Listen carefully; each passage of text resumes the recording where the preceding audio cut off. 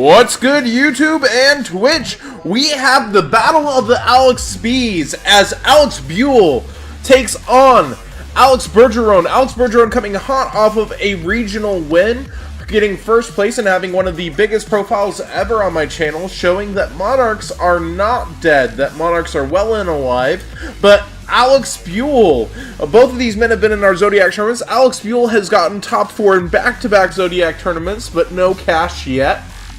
He also topped twice. He has Providence, and so both these duelists are up and coming really fast and proving innovative and capable of going far in tournaments, so it should be a really good match. And joining me on commentary is Daniel Cunningham. Yeah, I'm actually really quite curious to see how this match is going to actually filter out. So that means he topped recently too. Team Eat's own. I didn't know he topped our one of our last Zodiac tournaments. That's funny. So starting off with Monarchs, is that Buell? Bergbob? Oh no, Bergbob is Bergeron. Never mind. So it looks like Alex opened really strong with a strong opening tenacity into a Pantheism revealing Karaz. So it's most likely assuming he's probably going to play the Pantheism, seeing probably has him Prime. Yep, there he is. Prime already in Pantheism, making Monarchs look like they used to for the starting turn. But a Gofu would be really strong here if he's stuck with that Karaz. Oh, I agree. Does Gofu reveal? I don't believe so. I believe it's sort of like Alternative Dragon, where it just special summons, and then I believe its effect kicks in to special summon the 2 tokens. So you can chain to touching down, but not before. So if you want to be preventative, so you can get 2 draws off a Maxi of its special and the token special, huh? Yep. Oh, already going for escalation, so that most likely kind of puts into mind that he probably has like an Erebus. Oh, there's the Gofu touching down too. And yeah, the effect activates. So you can get 2 off Maxi. That's very interesting if you preempted Maxi. So they'd probably just wouldn't play the Gofu. Mm-hmm. So he's going to bring out the Prime. I'm curious to see if he's going to try to bring out the Karaz now or try to use it as an interruptive play during Alex's turn. Well, I think he's going to use the Karaz now. Oh, Tribute 2, never mind. Oh, Tzolk'in straight off the bat, okay. I did not think about that. I didn't think about so that you can make it to Tzolk'in with the Prime. Mm-hmm. And he's probably going to be bringing out Crystal Link Synchro. Yep, there it is. I thought he was going to Karaz, pop both tokens, draw, and then make to Tzolk'in.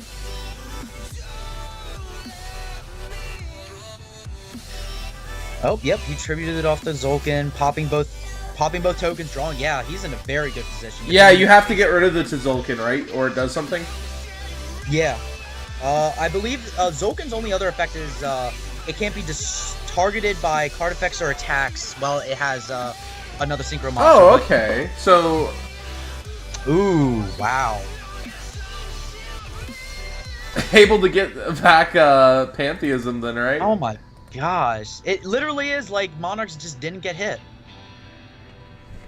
Well, in all fairness, he had to open a Tenacity Monarch. Oh no! After all of his plays! Gosh.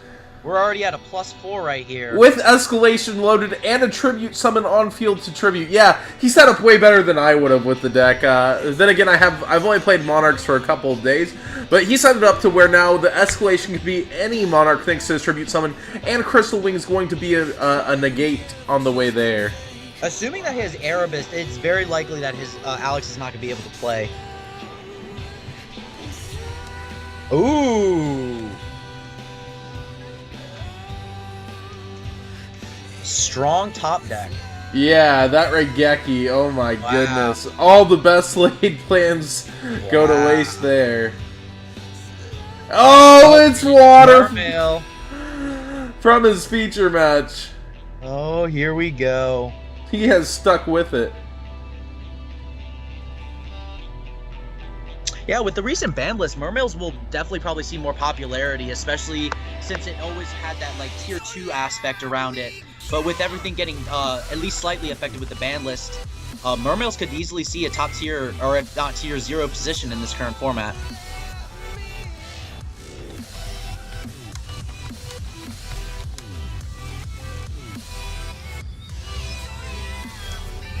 Alex might very likely just be going for game.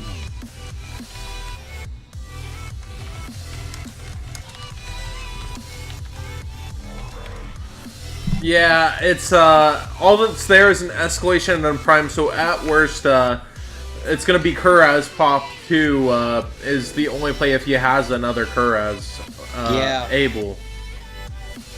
We also got to remember that Banish 10 from Desires, while it is a plus, it also is a minus at the same time, depending on the resources that you hit. Ooh, he discarded Abyss Pike and Genix Undyne with Abyss Megalo, so it's not looking like he has a... Unless he has a plan for absolute, like, OTK right here. Was that the Spell Negate one that he got? I believe so, yes, the pump for 800. Well, here's gonna be a free Dragoons, or yep, yeah, Dragoons into Marksman, yeah. So it's still a lot of damage right here, and he has... Oh yeah, this is game if he can find a way to deal with the Prime Engrave. I wonder if he's gonna be synchroing into Coral Dragon. Nope. Nope. All right. All right. So, interesting. He attacked. Was there no Spell Engrave? I thought there was. He banished the Tenacity. There may not have been a Spell Engrave. That is a possibility, because he desired Go Food. Yeah, I think you're right. I think there was no Spell Engrave. Wow, so a quick game one where the best laid plans just went to waste to one Regeki. There was nothing he could really do.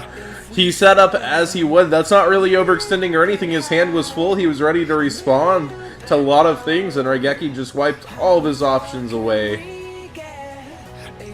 It's so frustrating, I'm assuming, for Alex to see, is just like setting up all his resources with, I believe, 6 cards in hand, with an escalation to boot. So his Erebus, I'm assuming he didn't have Ether, was all ready to go. It's just Regeki was a simple 1 card out to his entire board. Yeah, so Mermail's kind of the... This is why I don't want to face Mermail's in tournament, but this is a 3 out of 5 here. But in tournament, like, Mermail's just seem like, at a 2 out of 3, it almost feels like a coin flip at times. I agree. So, like, in a 3 out of 5, it should be interesting to see what kind of adjustments Bergeron has in his side deck ready for Buell. Oh, wow, again, a strong start off with Tenacity revealing Kuraz into a Pantheism, and ditching a Prime. Well, I can see how he tops regionals.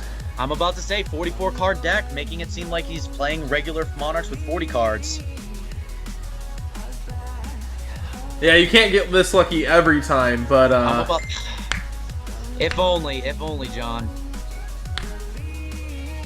He's definitely starting off strong. It's interesting to me that he opted first against Mermail. Yeah, usually whenever playing against Mermails, after seeing it, unless I have a specific card in my side deck designated for Mermails, I usually tend to give them first. But I guess he could be worried about the Moulin Glacia loop turn 1. Here's the draw 2 again. Oh my, this is literally an exact replica of game 1 so far. Well, this time the pot has gone off earlier before searching other things. Before the design, or before the Kuraz and Crystal Wing. And here's Gofu again. Here's the Gofu. I'm comparing Gofu to Gale back in past formats. We're seeing it in a ton of decks and just opening up the ceiling for a lot of decks, just like Gale did back in the day, where it's both a tuner and just a beatdown tool on top of it. So I do think we'll see Gofu get hit on future ban lists. Oh, I agree. And it looks like he's going to make another Zolkin play because he has the domain. Yeah, it's insane to me you can make Zolkin with Prime. Yeah. I didn't know that with the quick draw. I didn't know the quick draw decks did that version of Monarchs. I always thought they just used Kuraz.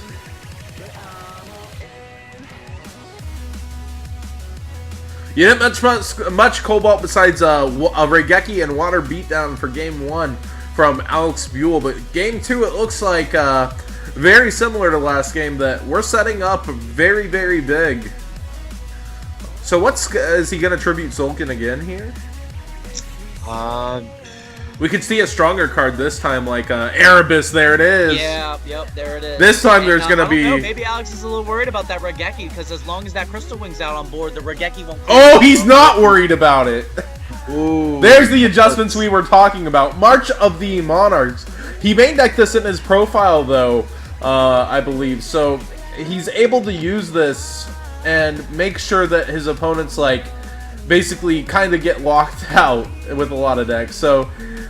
Man, what? Yeah, this might be it for Alex. I mean, he has to deal with basically a breakthrough skill that negates and destroys. So Solemn Strike, basically, an Erebus that can't die by battle or can't be targeted or destroyed by card effects either. And maybe an Escalation down. Who knows what that is down? Oh my gosh. What if he has Aether on top of all this? Oh. Gofu's definitely making this deck just look like a different beast. Gofu is just amazing, especially with the free tokens it summons. Free pops for Karaz is just...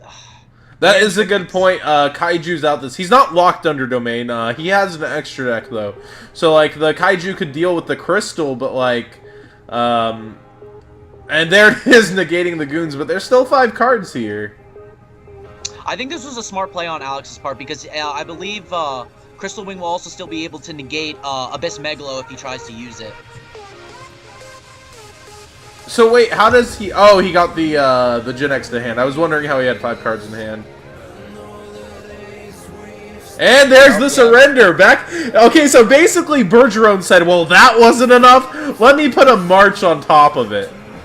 Oh man, these are turn one games. Very well. Also, Drumbledore, Alex Buell could have accepted or expected to be going first and put in anti-spells and had useless cards in hand. This is true. This is true. And again, like I said before, the Moulin Glacier loop is very, very scary. And a 3 out of 5, there's so many back and forth mental games. That's why I really like the option for, like, big matches and finals to be 3 out of 5, because there's so much that happens in planning for going first and second and switching it around. Like people are like, of course you would let the Mermail player go first, but A, they could hand loop you for 3 cards, and B, they can be siding in cards that will hurt you like anti-spell. So, like, everything there, not knowing he was going second really could have hurt. And you see, he actually chooses to go first now, which we wouldn't have expected. Alright, he starts off strong with the Genix Undyne, dumping Dragoons, probably searching possibly another Dragoons, depending if he has Megalo in hand. I don't know many people that would choose first with Mermails, but, like, especially against a deck that cannot make Dweller. That is true, that is true. But I guess his Dwellers being so strong could be... Yeah, with 2200. Well, also being strong against the Monarch deck themselves. I agree, that's true. Ooh, yep, like, just as we predicted, a Dweller most likely hitting here. I would say definitely. It's got to be Dweller. Dweller's going to be able to pitch Goons right away and turbo off, and then he'll have a loaded Dweller. Oh! The mind games are so real right now! Wow. If he can't get that Dweller off a board, it's going to get banished. And he's digging for a way to do it. Both players playing Desires. This is a seriously good match. I'm so glad I put this together. Oh, for those that don't know the stakes, there are stakes on this match. If Alex Buell loses, his profile for an entire week will be the half of the Fight Night poster of Alex Bergeron's face. Now, if Bergeron loses, he has to keep his Facebook professional for other reasons right now, but he will be awarding Alex Buell a Starbucks gift card. So there are definitely high stakes prizes to play for right here.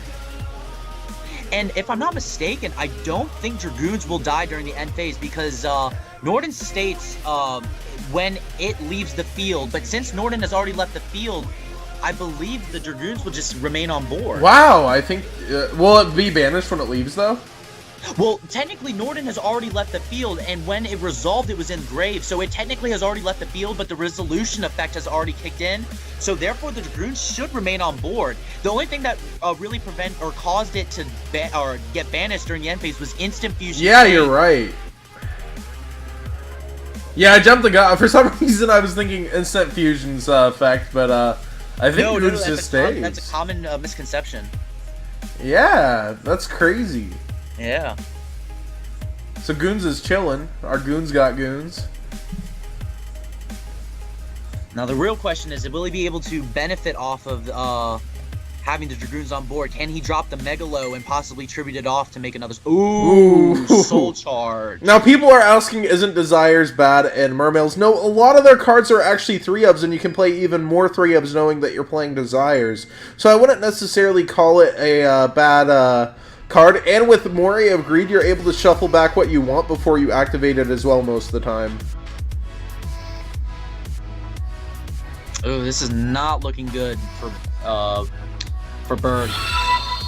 Alex, I guess. I was surprised he didn't bring back use Norden's effect with the Soul Charge. He can, right? Yeah, when this card is special summoned.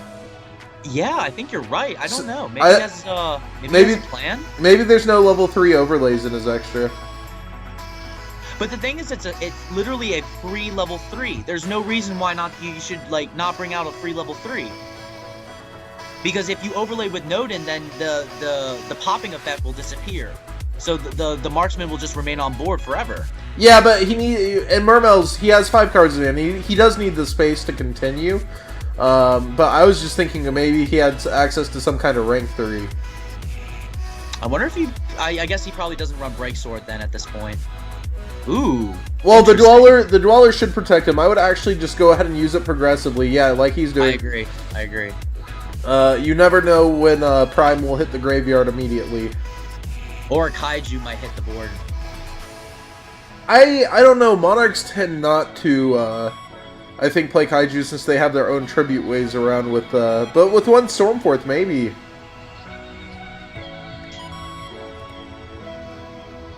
So starting off 1-1 apiece, this is pretty intense. Oh, the Regeki back! He returns the favor! Oh, man. What a match! And here we go again, Tenacity Kura. Oh so my god. Not the best, but it's still pretty good.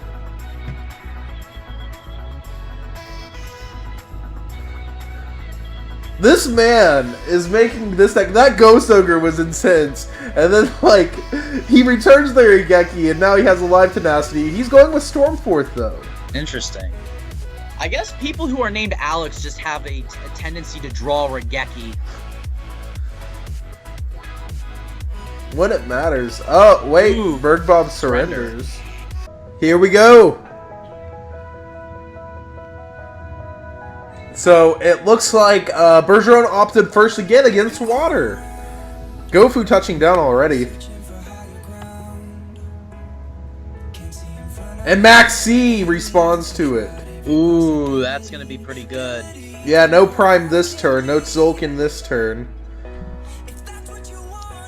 That hurts so bad.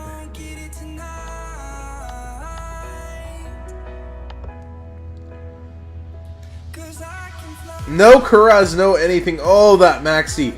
So, Jeff was actually talking about this with Billy, and the reason he believes Maxi is hit is like every deck special summons. Every single deck almost in this format, besides, say, a Demise Stun deck. And so, like, Maxi, getting the Maxi first is just so unfair. It's an unfair card in the fact that, like, if I draw Maxi and you don't, and we both have a handful of special summons, it's likely that I either gain so much advantage I just kill you, or if you stop, I kill you. It's just so unfair. I agree. Especially now that Konami hit it now down as a 2-of, it's more of like, oh, if you draw, or if you open Maxi, you're in just such a game-winning position. Yeah, and a lot of people would opt to only play 2 for consistency anyways, so it really doesn't feel like they hit it that bad, but they kind of showed that they know. Oh, we have a Stormforth. Do we have an Aether? Do we have Aether here? He's just activated it. So it's highly likely. Now there's a spell loaded in Grave. Does he have the one of Aether? It's oh, there it is. I think I would have saved it though. I think this is a bit preemptive. I agree. I believe the... I don't know if DevPro asks both players if you want to move the battle phase, though. Does it?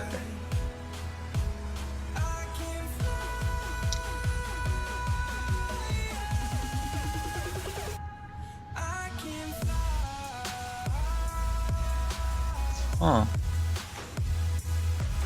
I imagine he's going to Kuraz and pop his tokens, but this could leave his field wide open to like attacks. I agree. Unless he's trying to make a play for next turn to bring out Erebus, but I can't imagine him doing so. Mermails have such an easy time. Another Maxi! He had both!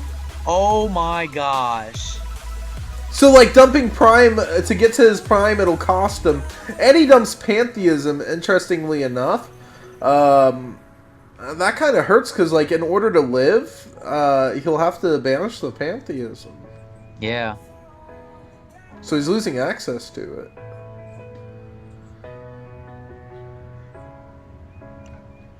With 5 cards already loaded, 1 Megalo gets over both of these, and a few more cards gets him game. Oh my goodness!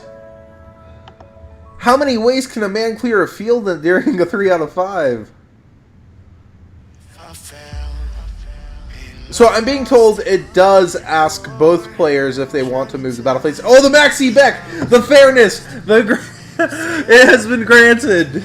Oh my. So now, can he push through Prime on top of it? It's at this point, it's a battle of the Maxis. Cockroaches everywhere. And now will he opt to use Gun? Gun doesn't seem to have much value here, in my opinion, from what I'm looking at in his graveyard. There's a Pike and a Marksman. I believe Alex has to at this point with only 2 cards. Nah, there's the pass. He's hoping that the brick is real enough, but we've got a Pantheism in graveyard. No Maxi for sure now. I think we're seeing a game 5 here, Dan. I agree. I agree. What is this match? I'm gonna opt to let Mermails go first. Mermails want to go first. Like, I'm gonna choose to go first against Mermails, and then Mermails want to go first. This is so new to me. Oh, here we go. And both players are rocking it too. The only saving grace for Alex right now is that he has already used a Stormforth as well as the 1 Ether. So unless the other Alex can somehow get a Erebus into the grave to start recycling things, or a mini Monarch into the grave to start recycling the Stormforth, he shouldn't have an interrupted play during his turn if he doesn't die. He's getting Pantheism back free first here during this turn. Second, he's got 2 normal summons. Oh man, this turn should be a really big one, if not game ending. Yeah, I definitely think that we're going into a game 5. Oh man, guaranteed no Maxi Brilliant Fusion feels so good.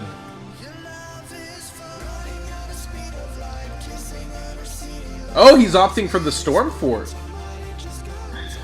Yeah, Stormforth is such a power card right here, especially with the limited amount of resources. If he's already gotten to Erebus, and Erebus hits the graveyard, he can get his Aether back too. Yep. Ooh, the 1 Caius that he techs. Caius is really cool to play with Desires, because it does not rely on your deck having cards to dump for its effect. It clears and banishes, of all things, a card. It can also be 1,000 bird damage. It's actually just so versatile and overlooked right now. I agree, and it's just the ability to start banishing cards, especially with the popularity of BAs we're seeing right now. It's multi-utility, definitely. Oh, and on top of it, it's an allure target. Yep, that's true. That's true. So we've got 2 normal summons coming, and here's the additional. And so first he's going to clear this field for himself.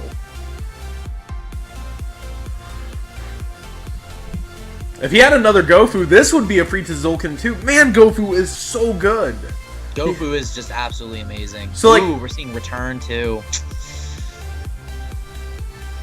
Ooh, Majesties. I think this game is shut down. We've got 1 Dark Hole already gone. All he has in hand is a what's it called? We know he has one of these, the guns in hand. The guns, yes. And he's already used a dark hole. So it would take a lot of... It would take, like, another dark hole, getting past Stormforth Erebus Prime. This is such a... Oh, well, here's a start. A Veiler coming down, too.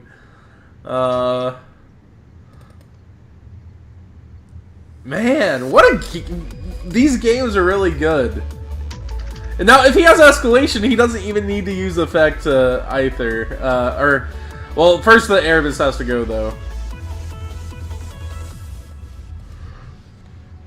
man, Alex needs to draw something really strong. I was surprised there was no rank 5 play. And why was there no attacks? I don't know. There wasn't. I don't know why. There was no reason for that, right? No, there wasn't any at all. Maybe his turn was close to ending.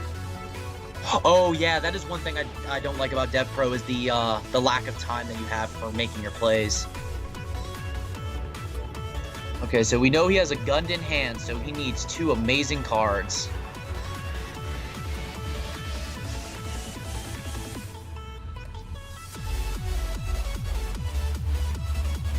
The stream should not be muted. It's probably just you, Alpha Omega Flash. Check your sound option on the stream. And there is Escalation. We know we have a Majesties. That's so cool. You have a turn on Majesties. But there's Kuraz instead, so he's going to gain some free advantage. Looks like he's not too worried and he doesn't want to play it into a Dark Hole. Which may be what he's trying to do. Maybe he was trying to play the Majesties into Dark Hole or Regeki. Ooh, that would be pretty strong right here.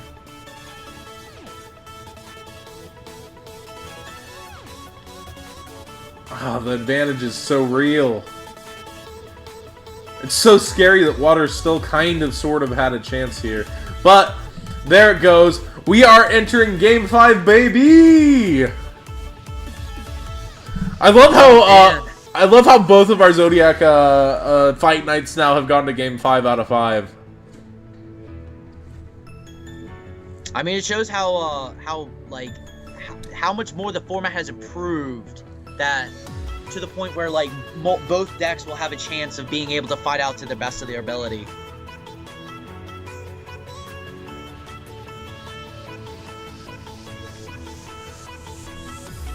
So we like to thank Pro Play Games and TrollandToad.com for hosting the stream. We actually do have a new donation gift. It's actually Yu-Gi-Oh! Related now, if anyone wants to check it out. And supporting the stream, we're actually raising for a lot of things. Robbie Cole for 2 monitors for him, so he can have an actual 2-monitor setup. For myself, a gaming laptop to where we can live stream from the events themselves. And we're also looking to set up a 4G fund, and I believe there's one other thing that Robbie told me. I'll go look at it here while the game starts.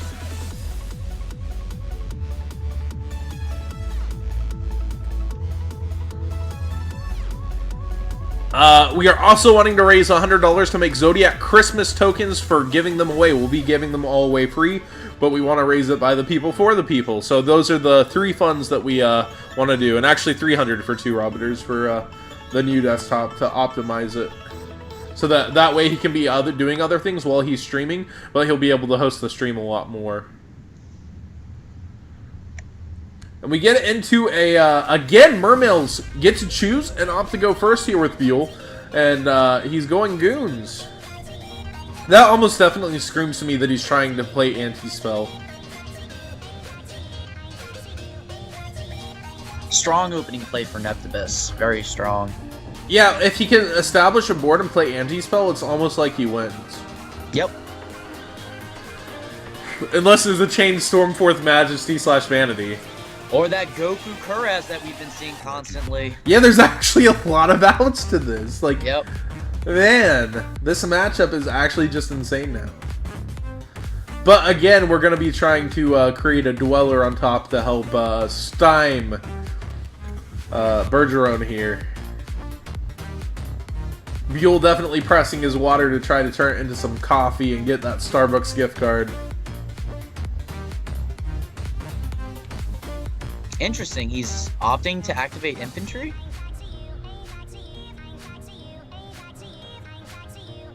Oh, is he gonna pop and get effect? Because it would be destroyed by a water effect? Well, that wouldn't be activating, right? So we've got Gund. Gund is gonna get back Marksman, it looks like. Oh, and we got Sea Cow. Here's a little hand looping. Hitting Tenacity and Fiend.